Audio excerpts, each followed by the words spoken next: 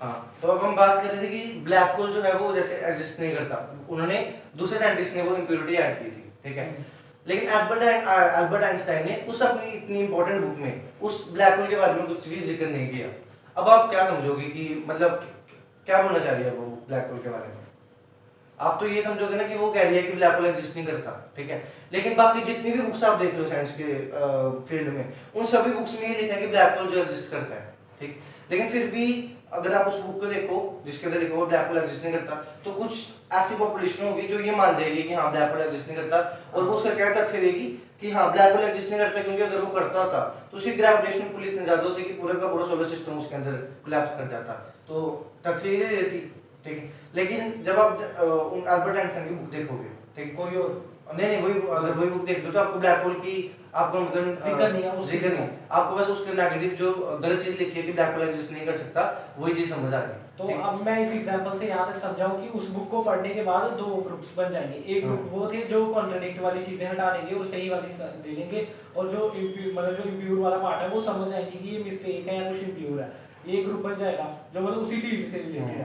तो जो उस फील्ड से रिलेटेड नहीं है उसमें जो क्या बोलते हैं वही लोग हो जाएंगे कि या तो ये पागल है बंदा, ठीक है, ये बोल देगा इसको इसकी बुक ही बैन कर दो, ये गलत है बिल्कुल ही, ये बोल देंगे। एक ग्रुप वो बन जाएगा क्या बोलते हैं कि मतलब जो सारी चीजें मान जाएगा उसकी, तो जो नेगेटिव वाली पॉजिटिव वाली में से कोई एक चीज मान जाएगा उसकी में से। तो अब वही बात है कि अब वही दो ग्रुप बनेंगे जो कि ये बोलेंगे कि बुक ठीक है, कुछ इम्प्योरिटीज है उसको हटाने की कोशिश की जाएगी, और कुछ ग्रुप ऐसे बनेंगे जो बोलेंगे कि ये पूरी बुक ही गलत है, क्योंकि बाकी हर एक बुक में ब्लैक होल को अच्छी तरह से डिफाइन किया गया है और हर एक मैथमेटिकल प्रूवन है कि ब्लैक होल किस तरह से, और एक तीसरा जो गलत को मतलब मान देगा कि ब्लैक होल किस तरह से एग्जिस्ट कर सकता है, मैथमेटिकल प्रूवन हर एक बुक में दिया गया है। लेकिन एल्बर्ट आइंस्टाइन की ये बुक जिसके अंदर उस साइंटिस्ट ने एडिट कर दिया था, इम्प्योरिटीज डाल दी थी, उसके आधार पे वो लोग बोलेंगे कि ये बुक पूरी गलत है, ठीक है। अब आपके हिसाब से क्या करना चाहिए? इस पूरी बुक को बायकॉट कर देना चाहिए है, या फिर हमको कोशिश करनी चाहिए कि हम इसकी इम्प्योरिटीज को प्योरिटीज में बदलें? मेरे हिसाब से अगर हम पूरी बुक को बैन कर देंगे फिर जो सही नॉलेज है वो लोग उससे मतलब हट जाएंगे, वंचित रह जाएंगे, उनको वो चीज नहीं मिल पाएगी। आप जैसे कि आप जानते हो कि जो हम थ्योरी ऑफ रिलेटिविटी है, ये काफ़ी ज़्यादा फिजिक्स के मतलब कि मोस्ट इम्पोर्टेंट अगर हम थ्योरी देखें, तो अगर हम इसको अगर हम नज़रअंदाज कर दें या उस पर ध्यान ना दें या मतलब उसके इम्प्योर फैक्ट्स या इन्फ्लुएंस होकर उससे तो बॉयकॉट कर दें, तो ये काफ़ी ज़्यादा हमारे लिए मुश्किलें होगा। मुश्किल नहीं, ये काफ़ी ज़्यादा जो मिस्ट्रीज हैं उनको मिस्ट्रीज ही रहने देगा, और हमारी जो फिजिक्स है उसको मतलब कि अनसॉल्व्ड नेक्स्ट लेवल पे जाने से रोक देगा। तो मेरे हिसाब से हमें ज़्यादा यही करना चाहिए कि क्या है वो वजह कि क्या इस चीज़ को क्या क्यों किया गया, और इसे किस तरीके से जो कि इसकी प्योर फॉर्म थी, जो इसके सही जो थ्योरी थी उसे हम देख सकें या उसे हम जान सकें। तो जो समझदार होंगे, जो बुद्धिजीवी होंगे, जिनको साइंस की फील्ड में इंटरेस्ट होगा, जिनको साइंस की फील्ड में इंटरेस्ट होगा, वो यही करेंगे, वो उस बुक का बायकॉट थोड़ी करेंगे, वो उस बुक को कोशिश करेंगे बाकी बुक के साथ मैच करके। एक तो जो कॉन्ट्राडिक्शन पार्ट होगा, जैसे ग्रेविटेशन यहाँ कह रहे हैं एग्जिस्ट नहीं कर रही और यहाँ कह रहे एग्जिस्ट कर रही, तो ये तो डायरेक्टली हटा देंगे, इम्प्योरिटी सामने दिख रही। लेकिन ब्लैक होल के बारे में अल्बर्ट आइंस्टाइन ने बुक में जिक्र नहीं किया, तो हम नहीं बता सकते कि ये ब्लैक अल्बर्ट आइंस्टाइन बोल रहे हैं कोई और। हम दूसरी बुक से देख तो के मतलब जो नेगेटिव जो है मतलब जिसका कॉन्ट्रडिक्ट नहीं मिला है तो उसको या तो लोग सच मान लेंगे या तो उसको लोग नजरअंदाज कर, तो उसके लिए हम दूसरी बुक से सहारा लेंगे कि दूसरी बुक उसके बारे में क्या कहती है, और अपना कुछ लॉजिक लगा के, कुछ अपनी इंटेलिजेंस का यूज करके अपनी मतलब पूरी एफिशिएंसी से काम करेंगे कि उस इम्प्योरिटीज को हटाया जाए। सेम वही केस है मनुस्मृति को लेके। अब यहाँ पे वीडियो एंड की तरफ जा रही है। तो अब इस एग्जांपल से मैं यहाँ तक समझाऊं कि मान लो कि अगर मनुस्मृति जैसे कि इन्होंने लिखी है, ऐसे मान लेते हैं, ठीक है, एग्जांपल चल रही है, तो इन्होंने लिखी है, इन्होंने पहले लिख दी और आपके इनके बाद जो है आपने इसमें मतलब मिक्सिंग कर दी, इम्प्योरिटी कर दी, ठीक है। तो मतलब जो इम्प्योरिटी की थी, अब आपने जो पॉजिटिव थी वो चीजें चेक नहीं की थी, आपने इम्प्योरिटी कर दी। तो मैं इस फील्ड का बंदा आया, मैंने इसको चेक किया, तो मुझे जो क्या बोलते हैं नेगेटिव का कॉन्ट्रडिक्ट मिला, मतलब कुछ पॉजिटिव का, और लेकिन नेगेटिव इतना ज्यादा था तो कुछ नेगेटिव का पॉजिटिव में कॉन्ट्रडिक्ट मिला ही नहीं।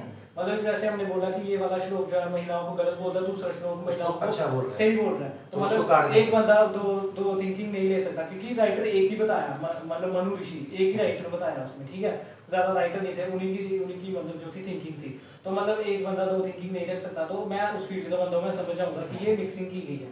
तो जो नेगेटिव का मुझे कॉन्ट्रडिक्ट नहीं मिलेगा तो मैं समझ जाऊंगा कि पूरी बुक जो है वो बड़े लेवल पे, एक बड़े षड्यंत्र के लेवल पे जो है वो बड़ी ज्यादा Impure की गई। impure की गई है। तो यहाँ पे जो एल्बर्ट आइंस्टाइन थे हाँ। वो थे हमारे भृगु ऋषि जो कि सप्तऋषियों में से एक थे। हाँ। वहाँ पे एल्बर्ट आइंस्टाइन को नोबेल प्राइज हाँ। मिला था। तो अब हम उससे रिलेट कर पा रहे हैं कि हाँ। हम वो गलत नहीं हो सकते इस फील्ड में। हाँ, क्योंकि ठीक उसी तो- तरह मनुष्य ऋषि जो थे उस फील्ड में, अध्यात्म के फील्ड में वो गलत नहीं हो सकते। तो जैसे कि हम भृगु ऋषि, आप बोल रहे हो कि एल्बर्ट आइंस्टाइन से देख रहे हो, तो हम भृगु ऋषि को एक बहुत ही बड़े महान ऋषि, हमारे महर्षि बोला गया। ज्ञानी ऋषि के रूप में देखते हैं। तो अब हम ये भी नहीं मान सकते कि उनकी इस तरीके की सोच हाँ। हो सकती है। हाँ, वही कर रहे हैं कि क्योंकि जैसे एल्बर्ट आइंस्टाइन को नोबेल प्राइज दिया गया था, वैसे ही भृगु ऋषि को एज सप्तऋषियों के जो सब 7 ऋषि हैं उनमें से एक है भृगु ऋषि, और उन्होंने अगर वो बुक लिखी है तो हम नहीं मान सकते कि उन्होंने ऐसा कुछ लिखा होगा। अब सब मतलब अगर हमारी ऑडियंस थोड़ी समझ आ रहा है तो वो समझ सकती है कि वो जो साइंटिस्ट था जिसने भी लाबड़ की थी वो रियल वर्ल्ड में कौन हो सकता है, ठीक है। तो उन साइंटिस्ट लोगों ने जो कि रियल लाइफ में साइंटिस्ट की जगह आप उन लोगों को, पावरफुल लोगों को, डोमिनेंट लोगों को रिप्लेस कर सकते हो जिन्होंने अपना फायदा करवाने के लिए हाँ। या क्या बोलते हैं डिवाइड एंड रूल करने के लिए, डिवाइड एंड रूल करने के लिए उस बुक में इम्प्योरिटीज ऐड Impurities add करवाई। तो ये आगे वो साइंटिस्ट लोग, अब वो साइंटिस्ट जो इस बुक को पढ़ के उसको ठीक करना चाह रहे हैं, वो आगे आज के मॉडर्न मतलब मॉडर्न एज के वो ऐसे लोग जो वेदों का और शास्त्रों का ज्ञान रखते हैं, जो संस्कृत व्याकरण का ज्ञान रखते हैं, और अब वो उस मनुस्मृति को पढ़ के उनकी इम्प्योरिटीज को हटा रहे हैं और प्योर जो मनुस्मृति जो कि भृगु ऋषि के द्वारा लिखी गई थी उसको हमारे सामने प्रस्तुत कर रहे हैं। और आप अगर इंटरनेट पे देखोगे तो ऐसे काफी सारी बुक्स हैं जो कि विशुद्ध मनुस्मृति के नाम से प्रसिद्ध हैं। आप जो थोड़ा कि ऐसे डिफरेंशिएट कीजिए ना कि मतलब इम्प्योर और प्योर मनुस्मृति ये क्या चक्कर है, मतलब कंफ्यूजन हो रही है लोगों को। इम्प्योर मनुस्मृति वो मनुस्मृति है जिसके अंदर भृगु ऋषि द्वारा लिखी गई तो बातें है ही हैं, है ना। उसके अंदर हर एक चीज तो लिखी हुई है, उसके अंदर ग्रेविटेशन लिखी है, स्पीड ऑफ लाइट, सब कुछ लिखा हुआ है, ठीक है। लेकिन उसके अंदर जो एड ऑन श्लोक्स हैं जो कि सपोर्ट नहीं करते, डिस्क्रिमिनेशन वाले श्लोक्स हैं, कास्टिज्म वाले श्लोक्स हैं, जो राइट टू एजुकेशन को सपोर्ट ना करने वाले श्लोक्स हैं, जो कि ब्लैक होल को एग्जिस्ट नहीं करता, इस तरह वाली एग्जांपल के ऊपर जाए तो अगर मैं कोरिलेट करके बताऊं तो जो ब्लैक होल एग्जिस्ट नहीं करता, इस तरह की जो नॉलेज देने वाली जो बुक है मनुस्मृति, उसके वो जो है वो इम्प्योर मनुस्मृति है। और जो प्योर मनुस्मृति वो हम वो लेते हैं कि जो जिसके अंदर कुछ भी मिलावट वाले श्लोक नहीं है, जो स्टार्टिंग में जो लिखी गई थी वैसे प्रस्तुत है। और आज भी काफी काम चल रहे हैं जो कि विशुद्ध मनुस्मृति के नाम से प्रसिद्ध है बुक्स, जो कि दावा करती हैं कि 98% श्लोक जो है वो प्योर कर दिए गए हैं। तो कंक्लूजन में लक्ष्य जी ने बहुत अच्छी एग्जांपल से हमें ये समझाया कि मनुस्मृति का मतलब क्या बोलते हैं, कि एग्जांपल के हिसाब से देखा कि एक ऋषि थे वो इस तरह से गलत नहीं लिख सकते थे क्योंकि ब्रह्मा से ज्ञान लिया उन्होंने, ऐसा माइथोलॉजी में माना गया, तो उनका ज्ञान गलत नहीं हो सकता। और वेदों में भी वैसी चीजें नहीं है जो कि मनुस्मृति बिल्कुल ही अपोजिट बता देती है। तो वो ये चीज हो रही है जिसकी वजह से मतलब लोगों को ऐसा लगता है कि मतलब ये मनुस्मृति कैसे इतनी गलत हो गई। तो एग्जांपल के हिसाब से देखा कि मतलब बाद में किसी ने इसमें ऐड ऑन किया या गलत किया, इसके चांसेस ज्यादा रहते हैं। अब आप हिस्ट्री में थोड़ा बताओ कि ऐड ऑन क्या हो गया, मतलब कैसे हो गया, ये ऐसे कैसे हो गया, मतलब ये ऐड ऑन तो सबको पता है कि इंडिया जो है वो 1000 टाइम पीरियड तक बाहरी फोर्स का गुलाम रहा, रिवॉल्यूशन मूवमेंट्स थे, और हमारे जो ज्ञान को नालंदा यूनिवर्सिटी हमारी जला दी गई। बहुत सारा हमारी जो नॉलेज थी वो अभी हम चाहकर भी नहीं देख सकते। तो उस तरीके से देखा जाए तो हम काफ़ी ज़्यादा अभी मतलब कि वो हैं। तो अब मतलब आपको मैं बोलूँगा कि आप ऑडियंस को ये बताएंगे किस तरह से अगर हम मनुस्मृति को बाइकआउट कर देंगे तो जो उसके अंदर मोक्ष के बारे में बातें बताएंगे, उस सृष्टि की उस बर्तन के बारे में बातें बताएंगे, वो हम मिस कर देंगे। तो पहले अध्याय में उसमें वो जो क्या बोलते हैं बिग बैंग की जो बात की जाती है वो उसमें पहले ही जिक्र हो गया था। जी, तो जिस तरीके से हम सभी ने आज आपको बताया, तो जो मनुस्मृति है वो सिर्फ एक जो कि इम्प्योर है या प्योर है, तो वो सिर्फ एक डिस्क्रिमिनेशन वगैरह पे नहीं सीमित है। वो हमारे ब्रह्मांड की उत्पत्ति, हमारे ब्रह्मांड की रचना, उसमें जो ब्रह्मांड की रचना की जाती है, वो जो कर्म है, जो राजा का कर्म है अपनी प्रजा के प्रति, या जो धन का किस तरीके से यूज करना है, बहुत सारी जो यूजफुल चीजें हैं हमारी लाइफ में वो भी बताई गई हैं। सोल लिबरेशन के बारे में भी बताया गया, मोक्ष के बारे में किस तरीके से हम उस मोक्ष के रास्ते पर जा सकते हैं। तो हमें अगर आप पढ़ भी रहे हो, आपको गलत भी लग रहा है, लेकिन आपको उसके पॉजिटिव पॉइंट से इन्फ्लुएंस होना चाहिए, ना कि नेगेटिव पॉइंट से। और यही हमारे कहना है कि हमें डोंट जज a book by its cover और by its Impure talking things. जो भी उसकी बात हो रही है, हम हमारे जो कि हमारे सोशल मीडियाज में हमारे उसमें दिखाया जाता है, हमें सिर्फ उसी चीज पर नहीं देखना चाहिए, हमें खुद से भी उसके पॉजिटिव पॉइंट्स मतलब एक श्लोक तो मनुस्मृति का ये भी मिलता है कि अगर आपको कोई चीज किसी में गलत लग रही है तो अपनी रैशनल थिंकिंग भी यूज कर लेना। क्योंकि अगर हम इम्प्योरिटीज को देख के मनुस्मृति के अगर उसको बाइकआउट कर देंगे तो यूनिवर्स ब्रह्मांड के और मोक्ष के बारे में जो कुछ ऐसे रहस्यमय चीजें उसके जैसे बारे वो एग्जांपल बताई थी कि बुक पूरी बंद कर दी हाँ। तो वो जो सही नॉलेज थी साइंस की वो रह में जाती जैसे थी। वो मोक्ष के रिलेटेड और यूनिवर्स के रिलेटेड कुछ रहस्यमय बातें जो उस बुक के अंदर बताई गई होंगी शायद से हम वो मिस कर दें। मिस कर दी। तो आज की वीडियो यहीं तक थी। मेरे हिसाब से एक एविडेंस जो है आप मतलब आपने वीडियो से पहले जिसके बारे में जिक्र हुआ था तो उसमें आपने बताया था कि मतलब एक कुछ मतलब क्या बोलते हैं स्क्रिप्चर्स ने ये पता किया था कि मतलब 10th से 12th सेंचुरी से पहले जो मनुस्मृति में 630 श्लोक थे हाँ, जो कि सिर्फ ये बताते थे कि क्या बोलते हैं कि सृष्टि कैसे उसमें आई जो कि उसकी प्योर फॉर्म में प्योर हाँ फॉर्म बिग बैंग का जिक्र था और मतलब जो प्योर फॉर्म वही बोल रहा हूँ हाँ। मैं प्योरेस्ट और एक क्या बोलते हैं लिबरेशन के बारे में बताया था और एक कर्तव्य बताए थे कि मतलब कर्म जब कर रहा होता है इंसान तो मतलब कि जिसने मतलब ब्राह्मण का काम चूज किया है मतलब एक चूजिंग का बताया था, एक फ्लेक्सिबिलिटी बताई थी, एक लचीलापन बताया था और उसके ऊपर काफी फॉरेनर्स ने भी बुक लिखी हुई है कि मतलब इकोनॉमिक सिस्टम जो था इंडिया का वो बड़ा सारा 4 पार्ट्स में डिवाइडेड था। स्किल्ड वर्कर्स थे उसमें और क्या बोलते हैं टीचर्स थे और रूलर्स थे और क्या बोलते हैं ट्रेडर्स थे। तो ये चार जो बाद में कास्टिज्म बाद में बनी जब इसमें क्या बोलते हैं ऐड ऑन किया गया और लोगों के दिमाग में सोशल हायरार्की वाला चीज आई कि हम सुपीरियर है और ये इंफीरियर है।